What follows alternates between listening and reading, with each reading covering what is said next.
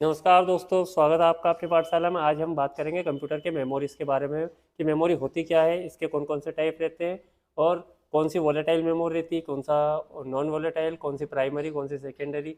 तो इसको सभी को हम समझ लेते हैं एक एक करके। सबसे पहले हम देख लेते हैं वोलेटाइल मेमोरी को। वोलेटाइल मेमोरी किसे कहा जाता है? जिसमें कंटिन्यूस पावर की आवश्यकता रहती है, यानी कि जब तक कंप्यूटर में पावर सप्लाई हो रहा है तभी तक डेटा रन कर रहा होता है, एक्सेस कर रहा होता है, उसी को बोला जाता है वोलेटाइल मेमोरी। अब इसके बहुत सारे टाइप्स रहते हैं जो हम आगे पढ़ने वाले हैं। दूसरा रहता है non volatile memory. Non volatile memory ऐसी रहती है कि जिसमें कंटिन्यूस पावर की आवश्यकता नहीं रहती, उन्हें बोला जाता है नॉन वोलेटाइल मेमोरी। यानी कि वोलेटाइल मेमोरी को अस्थायी मेमोरी कहा गया है और नॉन वोलेटाइल मेमोरी को स्थायी मेमोरी कहा गया है। कुछ चीज़ें ऐसी रहती है जो हमें अभी यानी प्रेजेंट की हम भूल जाते हैं, और कुछ चीज़ें ऐसी रहती है जो हमें बचपन की भी याद रहती है। और जो बचपन की याद रहती है यानी कि वो नॉन वोलेटाइल मेमोरी है, और जो हम अभी वाली चीज़ें भूल गए हैं, कोई सी बातें भूल गए हैं, वो वोलेटाइल मेमोरी में। अब कौन कौन से टाइप रहते हैं मेमोरी को, इसको समझ लेते हैं कि टाइप्स कौन कौन से रहते हैं मेमोरी का। मेमोरी में दो टाइप रहते हैं। पहला रहता है प्राइमरी मेमोरी। प्राइमरी मेमोरी का मतलब ये रहता है कि जो प्रोसेसर के सबसे पहले है, नाम से ही पता चल रहा है, जो प्राइमरी यानी कि पहले आने वाली मेमोरी को बोला गया है प्राइमरी मेमोरी। अब जो प्रोसेसर के सबसे पास में उसे प्राइमरी मेमोरी का नाम दिया गया है, और जो प्रोसेसर के बाद में यानी कि जो डायरेक्टली नहीं इनडायरेक्टली कनेक्ट रहती है उसे बोला गया है सेकेंडरी मेमोरी। जैसा कि नाम से पता चल रहा है, दूसरे नंबर पर आने वाली मेमोरी ये इनडायरेक्टली कनेक्ट रहती है प्रोसेसर से। अब प्राइमरी मेमोरी का टाइप से देख लेते हैं कौन कौन से रहते हैं। पहला रहता है कैश मेमोरी और दूसरा रहता है मेन मेमोरी। हम फास्टली देख रहे हैं, बस एक क्लासिफिकेशन में मैं बता रहा हूँ आपको कि कौन कौन से इसके टाइप से रहते हैं। इस पर डिस्कस हम आगे करने वाले हैं। मेन मेमोरी दो टाइप की रहती है। मेन मेमोरी में रहता है पहला रैम और दूसरा रहता है रोम, है ना, यानी कि रैंडम एक्सेस मेमोरी और रीड ओनली मेमोरी। वहीं रैम की बात कर लेते हैं, ये भी दो टाइप का रहता है, S RAM static random access memory, dynamic random access memory. ROM ROM तीन टाइप के रहते हैं, पी रोम, ईपी रोम और ईईपी रोम। इसके फुल फॉर्म और इसके बारे में पूरी डिस्कस करने वाले हैं हम आगे। इसके बाद आता है सेकेंडरी मेमोरी। सेकेंडरी मेमोरी को चार टाइप में डिवाइड किया हमने, magnetic tape, magnetic disk, optical और फ्लैश मेमोरी।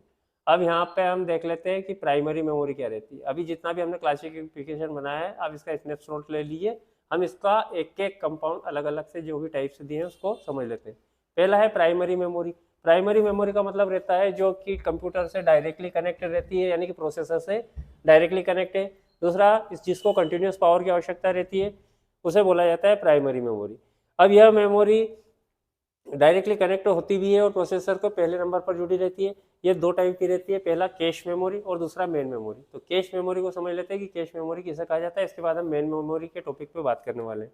कैश मेमोरी को समझने से पहले यहाँ पे एक डायग्राम में देख लीजिए। जैसे कि यूजर के द्वारा इनपुट डेटा दिया जाता है, वो प्रोसेस होता है, तो वो प्रोसेस होने से पहले कहाँ जाता है? पहले कैश मेमोरी के पास, फिर प्राइमरी मेमोरी के पास, फिर सेकेंडरी मेमोरी के पास, और उसके बाद हमें आउटपुट के रूप में रिजल्ट मिलता है।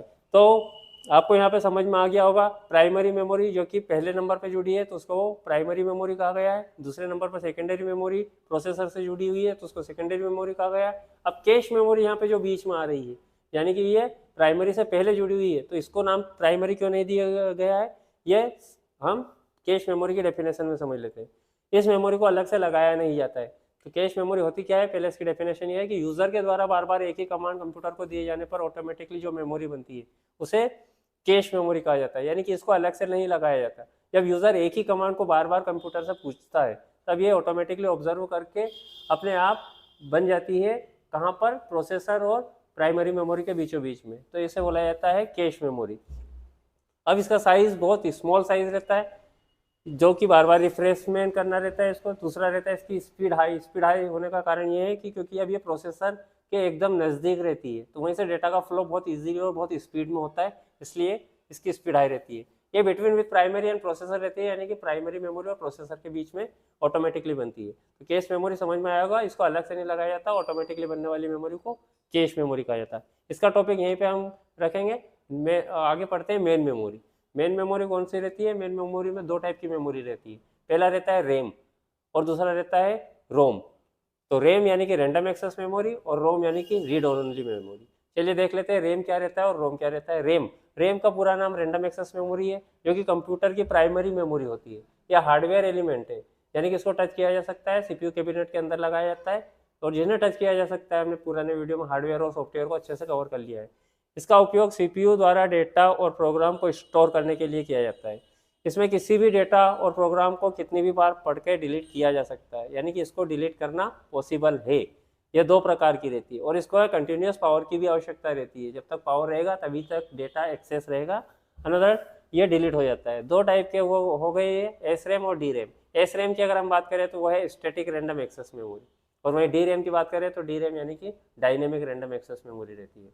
इसके बाद हम रोम की बात कर लेते हैं। रोम यहाँ पे 3 टाइप के दिए हुए हैं, पी रोम, ईपी रोम और ईईपी रोम। पहले रोम की डेफिनेशन समझ लेते हैं। रोम यानी कि रीड ओनली मेमोरी, जैसा कि दोस्तों नाम से ही पता चल रहा है, रीड ओनली मेमोरी यानी कि जिसे सिर्फ पढ़ा जा सकता है उसे बोला जाता है रीड ओनली मेमोरी। इसमें ना ही एडिट किया जा सकता है और ना ही कोई सी डेटा को डिलीट किया जा सकता है, सिर्फ इसे पढ़ा जा सकता है, उसे बोला जाता है रीड ओनली मेमोरी। ये एक प्रकार की मेमोरी होती है जिसमें डेटा को प्री रिकॉर्ड कर दिया जाता है, यानी कि सॉफ्टवेयर से इंजीनियर के द्वारा जब सॉफ्टवेयर बनाया जाता है तो उसमें प्री रिकॉर्ड डेटा को प्री रिकॉर्ड कर दिया जाता है, जिससे कि आप ना तो डिलीट कर पाओगे ना एडिट कर पाओगे, सिर्फ वो सॉफ्टवेयर के बारे में आपको इन्फॉर्मेशन पढ़ के मिल सकती है, रीड करके मिल सकती है।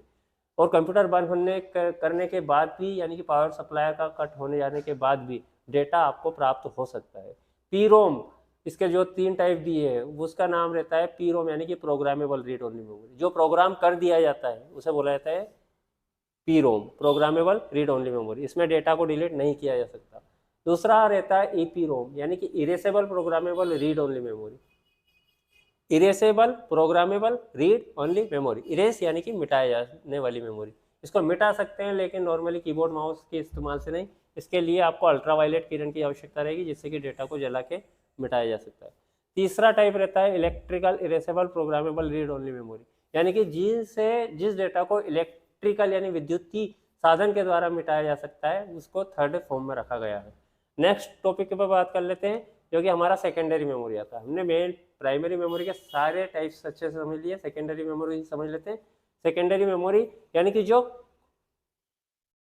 सीपीयू में, यानी कि जो प्रोसेसर से दूसरे नंबर पर लगती है और ये इनडायरेक्टली कनेक्टेड रहती है, इसे बोला जाता है सेकेंडरी मेमोरी। इसके जितने भी हम टाइप्स देखेंगे उसमें सभी को डेटा को नॉन वॉलेटाइल में रखा गया है, यानी कि ये जो पूरी मेमोरी है इसके जितने भी टाइप है वो नॉन वॉलेटाइल में, क्योंकि इसमें डेटा को डिलीट कंटिन्यूस पावर की आवश्यकता नहीं रहती, यानी कि डेटा डिलीट अगर पावर कट भी हो जाता है तो डिलीट नहीं होता है। अब इसके कौन कौन से टाइप रहते हैं ये देख लेते हैं। पहला टाइप रहता है इसका मैग्नेटिक टेप। मैग्नेटिक टेप का मतलब ये रहता है कि जो सीक्वेंस में एक्सेस करता होगा।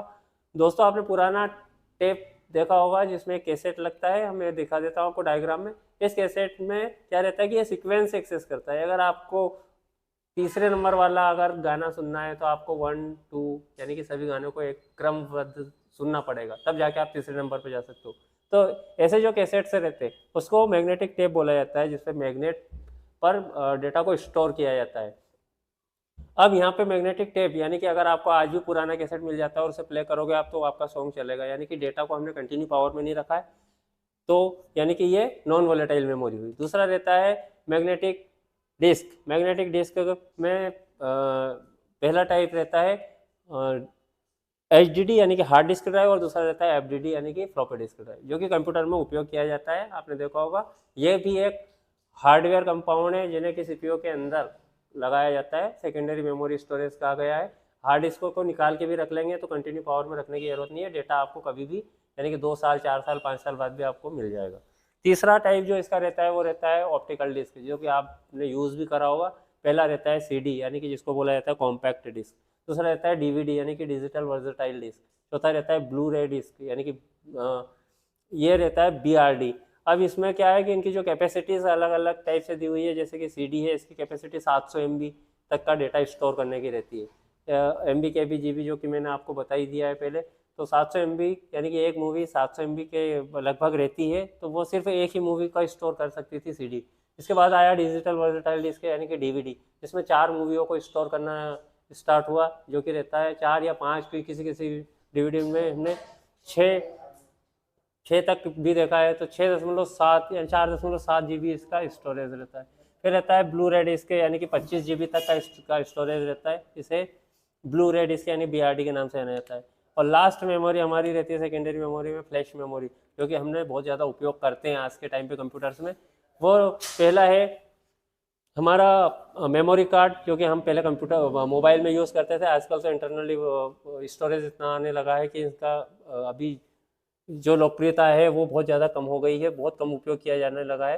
लेकिन पेन ड्राइव का डेटा को एक कंप्यूटर से दूसरे कंप्यूटर में डेटा को ट्रांसफ़र करने के लिए सबसे ज़्यादा उपयोग करते हैं पेन ड्राइव का। यहाँ बहुत सारे आपको 2 GB, 4 GB, 5 GB, 32 GB, 16 GB तक के पेन ड्राइव्स अवेलेबल रहते हैं। और ये जितने भी सेकेंडरी इसके मैंने आपको कंपाउंड यानी कि मैग्नेटिक टेप हुआ, मैग्नेटिक डिस्क हुआ, ऑप्टिकल डिस्क हुआ, फ्लैश मेमोरी हुआ, इसके सभी जो टाइप से रहते हैं, इसके जितने भी सारे कंपाउंड्स रहते हैं, जितने भी प्रोडक्ट्स रहते हैं, इसमें जो डाटा को स्टोर किया जाता है, कैसेट्स हो, चाहे वो पेन ड्राइव हो, चाहे वो मेमोरी कार्ड हो, चाहे वो हार्ड डिस्क हो, इन सभी को कंटिन्यू पावर की ज़रूरत नहीं रहती है। अगर आप इसको 2 साल 4 साल बाद भी जब यूज़ करते हो तो आपका डेटा आपको मिल जाता है।